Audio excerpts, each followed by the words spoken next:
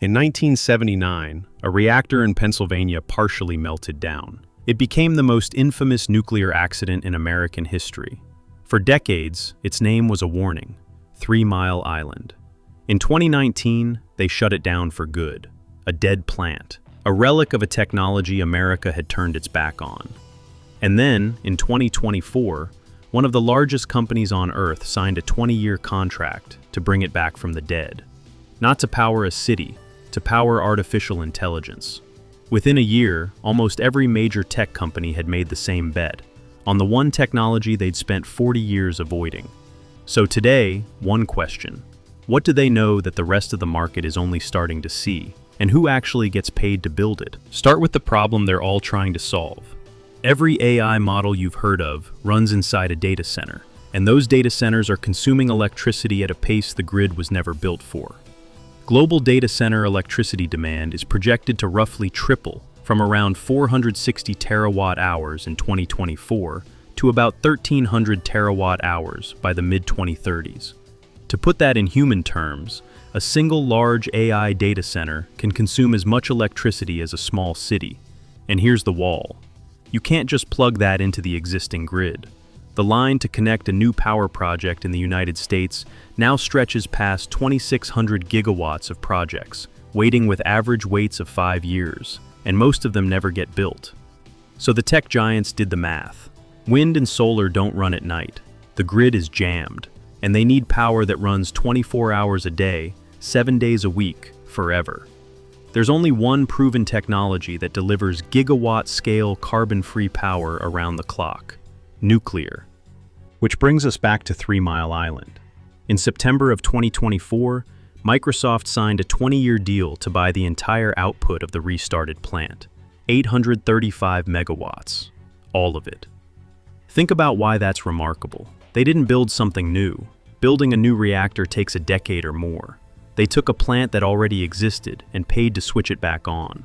And it's moving faster than anyone expected. A key regulatory approval in June of this year removed the last major grid obstacle.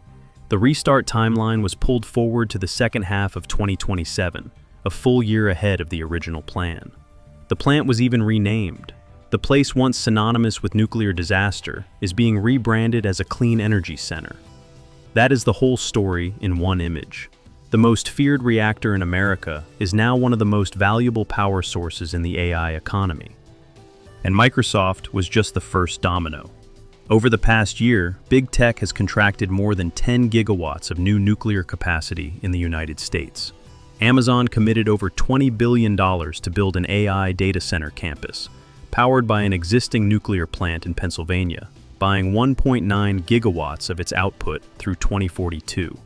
Google signed the first corporate deal for small modular reactors, targeting 500 megawatts. Meta announced plans for up to 6.6 gigawatts. Look at the pattern. Every one of them arrived at the same conclusion independently at almost the same time. When 4 of the most sophisticated companies on the planet all make the identical bet within 12 months, that's not a coincidence, that's a signal. But here's the part that matters for an investor.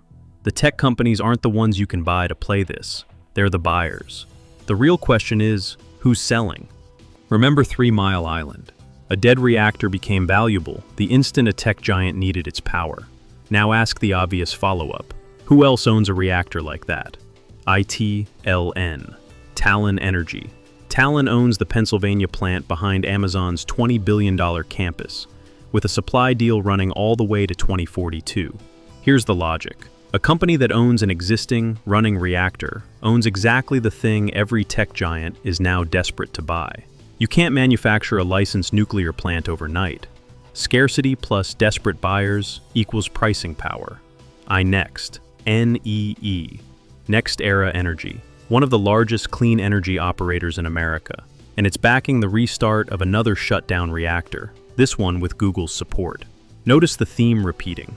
The most valuable move right now isn't building new, it's owning something old that already works.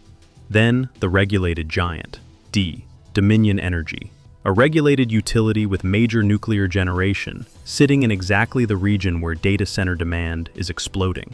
Less explosive upside than the pure plays, but a steadier way to hold the same theme. But there's one more name, and it might be the most interesting. GEV. GE Vernova.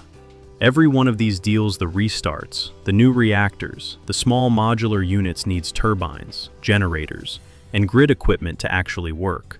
Even bringing 3 Mile Island back online takes more than flipping a switch. GE Vernova builds that equipment. It doesn't matter which tech company wins or which reactor design comes out on top. They all need the hardware. This is the classic gold rush move. In the 1840s, most of the miners went broke. The people who reliably got rich sold the shovels.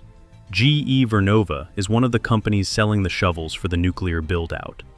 Now the part almost no channel will do. Let's argue against everything I just said, because there is a very strong case that this whole trade is running ahead of reality. First, timing. Most of these deals don't deliver power until the 2030s. New reactors won't connect to the grid for years. The revenue is real, but a lot of it is far away. Second, valuation. The obvious nuclear names are not cheap. The market leader in this space trades at a premium price-to-earnings multiple, well above the utility average priced for flawless execution. Much of the good news may already be in the price. Third, the buyers are diversifying. Every hyperscaler is signing with multiple suppliers. No single plant owner has a lock.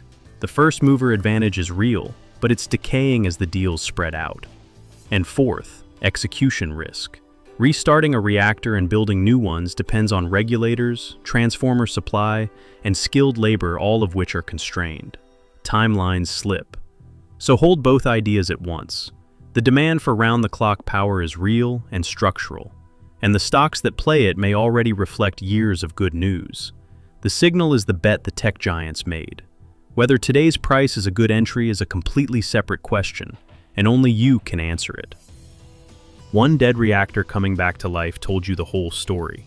Here's the map of everyone who gets paid when that story repeats across the country.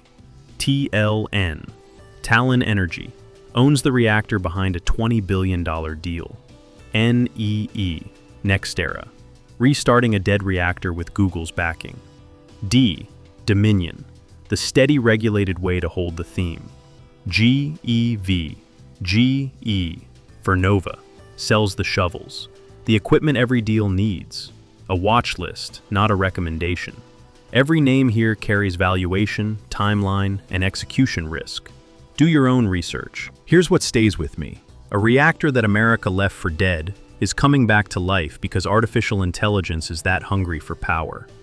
So tell me, is big tech's nuclear bet the smartest infrastructure play of the decade? Or are these stocks already priced for a future that's still years away? Make the case against me. Comments below.